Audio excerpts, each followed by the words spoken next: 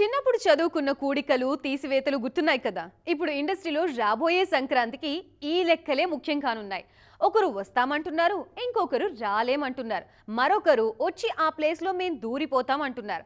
దాంతో next పొంగలంతా box office వద్ద పెద్ద దంగల్ జరిగేలా కనిపిస్తోంది. మరి ఆ సినిమాలేంటో ఎక్స్క్లూజివ్గా చూద్దామా? 2027 సంక్రాంతికి లెక్కలు మారుతున్నాయి. వస్తామన్న వాళ్ళు రావట్లేదు. అసలు రేసులోనే లేనివాళ్లు సడన్ ఎంట్రీ ఇస్తున్నారు. ఇప్పటికైతే చెప్పినట్లుగానే మెగా 158తో సంక్రాంతికే రానున్నారు చిరు.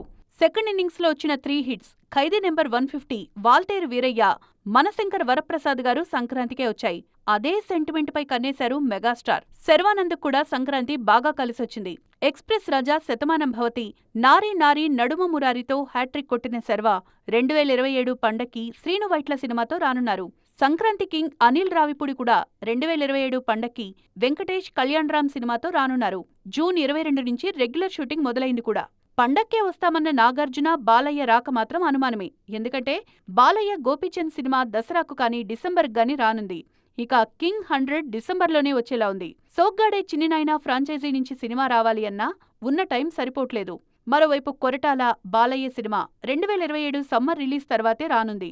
కానీ రేసులోకి అనూహ్యంగా రవితేజ ఎంట్రీ ఇచ్చారు. మొన్న సంక్రాంతికి భర్త మహాశయులకు విజ్ఞప్తితో వచ్చిన రవితేజ 2027 పొంగల్కు కుర్ర దర్శకుడు హసిద్ గోలీతో సినిమాకు సిద్ధమవుతున్నారు.